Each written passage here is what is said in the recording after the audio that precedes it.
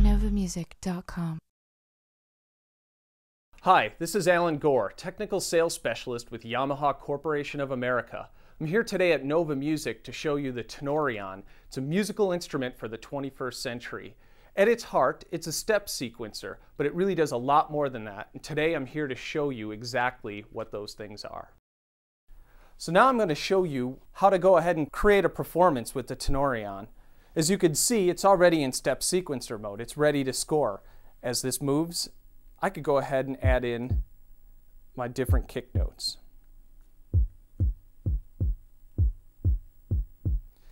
From there I could say, all right, now I want to bring in another track. And as you can see, I can addition by just tapping it without actually committing, and I can undo just by pressing the note again. So now that I've built my basic beat, I can come up here and bring in the next track. So let's go ahead and add a bass. So if I'm happy with that, now I can go ahead and say, well, this is the foundation that I've laid down. I want to get a little more interesting here with not just straightforward scoring, but some of the other great features. For example, random. And random mode is fun because I could just go ahead and push a note. As you can see, it's just committed to playing that note until I press another one, and now it will continually bounce back and forth between those two. The whole time you can see visually your performance underneath it. So now I have randomly these three notes bouncing between each other, but I could change things up even more. This is why it's called random mode, and it's a lot of fun to experiment with.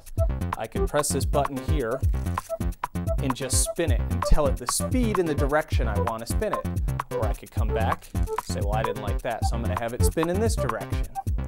Now draw mode allows you to just put your finger anywhere on here and it will emulate that.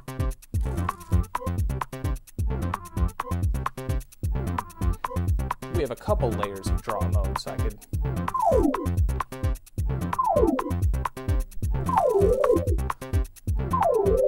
constantly be adding to my performance.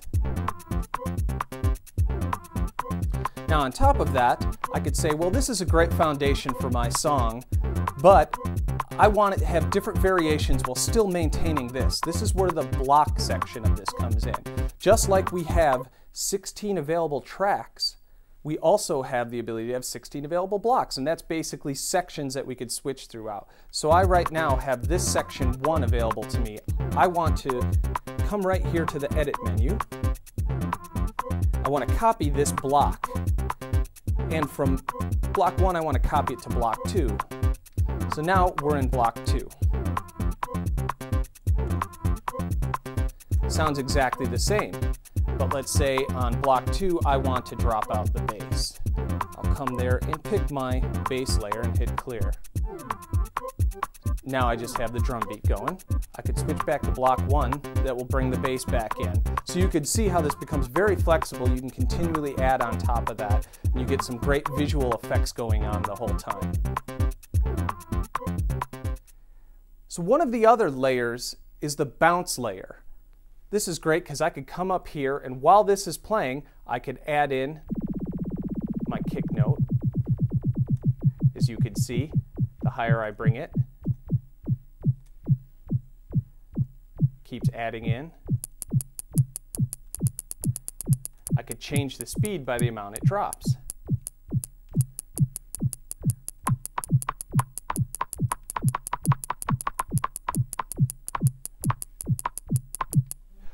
I could use that for drums, or I could come up here, choose a couple different instruments, and just slide my finger across and get a great kind of randomizing sound. Of course, I could come here and turn it off and just add in the particular drops that I want that I could bring into the music.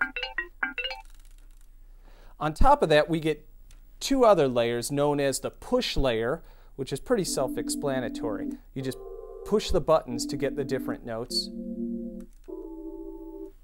And solo. Solo mode treats this more like a traditional keyboard where I could press the different notes and it views it vertically coming along here, so I could say, well, if I want to press these two notes and play those together.